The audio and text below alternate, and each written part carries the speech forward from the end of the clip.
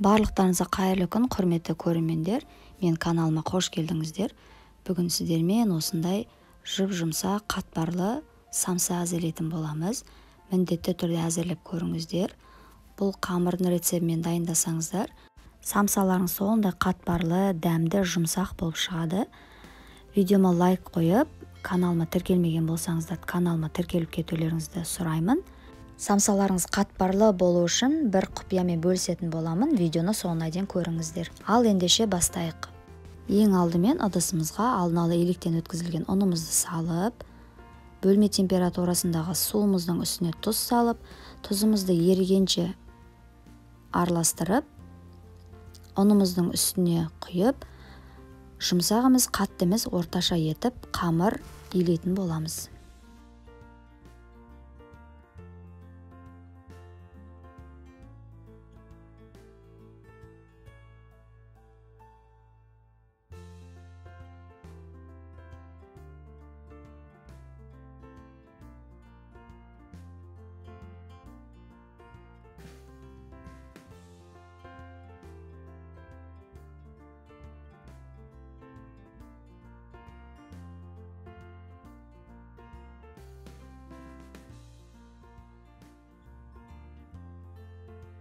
Міне біздің қамырымыз дайын болды. Енді осы қамырымызды пакетке салып 20 минутқа тындырып қоямыз. Қамыр толықтай ию қану керек.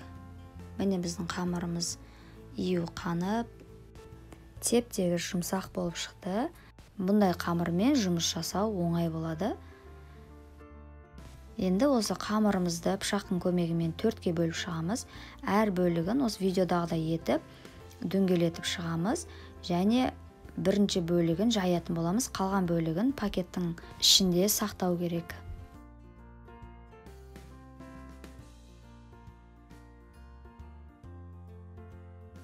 Енді қамырымыздың бірінші бөлігін жаятын боламыз.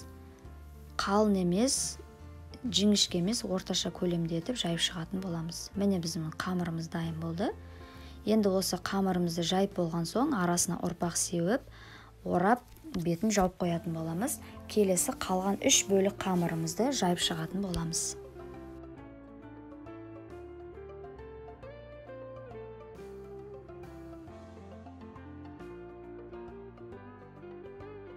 Төрт қамырымызды жайып шықтық. Енді бірінші бөлігін алып, осы жайып шығатын боламыз.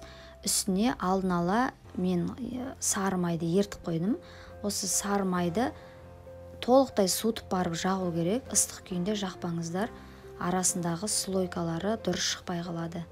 Енді екінші бөлігімізді жаямыз. Үстіне тағы да май жағып, осы 4 қамырымыздың бет. Осылай қайталап шығатын боламыз. Видеоның толық рецебін видеоның астына описанияға жазып тіркеліп кетем, сол жерде көрсеңіздер болады.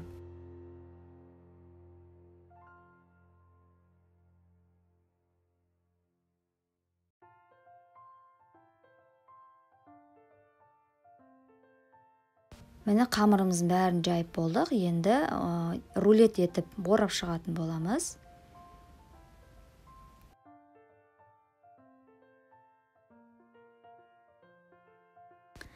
Енді пышақтың көмегімен ортасынан бөліп, тарелкеге я болмаса тақтайымызға салып, міндетті түрде пакетке салып, мұздатқышқа 1-2 сағатқа салып қоятын боламыз. Арасындағы май қату керек. Енді салмасын әзірлейміз. Мен картоп, пияз және фарш салдым. Асқабақпен де жазсаңыздар болады, өте дәмді болады. Тұз, қара бұрыш салдым және зира салып жүрдім. Кориандр болса өте дәмді болады. Кориандр салып жүрсеңіздер де болады. Мен ең соңында сұйық май қостым, сочный болу үшін. Самсаларыңыз қатпарлы болу үшін құпиямен бөлісейін. Қамырыңызды морозильникте, яғни мұздатқышта 1-2 сағат майы қатқанша тұру қажет. Бір түнде қалдырсаңыздар да өте керемет болып шығады. Міне қамырымыздың арасына май толықтай қатып шықты. Майы толықтай қатып шыққан самсамыздың қамыры өте қатпарлы болып келеді. Міне көріп тұрғандарыңыздай. Енді осы қамырымызды бір келкі, бір көлемде кесіп алатын боламыз.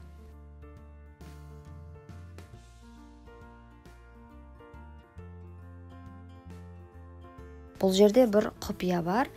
Самсаларыңыз қатпарлы слоеный болып шығу үшін оқтауды тек шетін ғана басып жаю керек. Сонда ғана самсаларыңыз слоеный болып шығады.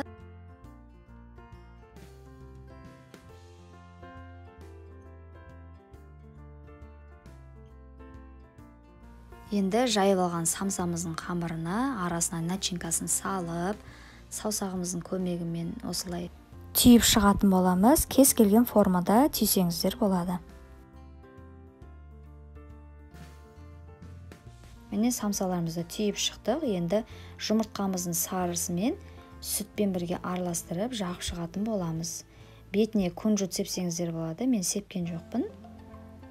Духовкамызды алдын ала 180 градусқа қойып, 30-35 минутта пісіріп алатын боламыз. Міне біздің самсаларымыз дайын болды. Өте қатпарлы болып шықты. Міндетті түрде осы рецептпен әзірлеп көріңіздер. Видеоны соңына дейін көрген болсаңыздар, видеома лайк қойып, комментарий бөлімінде осы видеоға қатысты пікір қалдырып кетулеріңізді сұраймын. Қазақша контентті каналдың дамуына өз үлестеріңізді қосып, арнама тіркелмеген болсаңыздар, міндетті түрде тіркеліп кетулеріңізді сұраймын. Назар аударып тыңдағандарыңызға көп рахмет. Сіздермен бірге болған Бауырсақ Фуд ас болсын.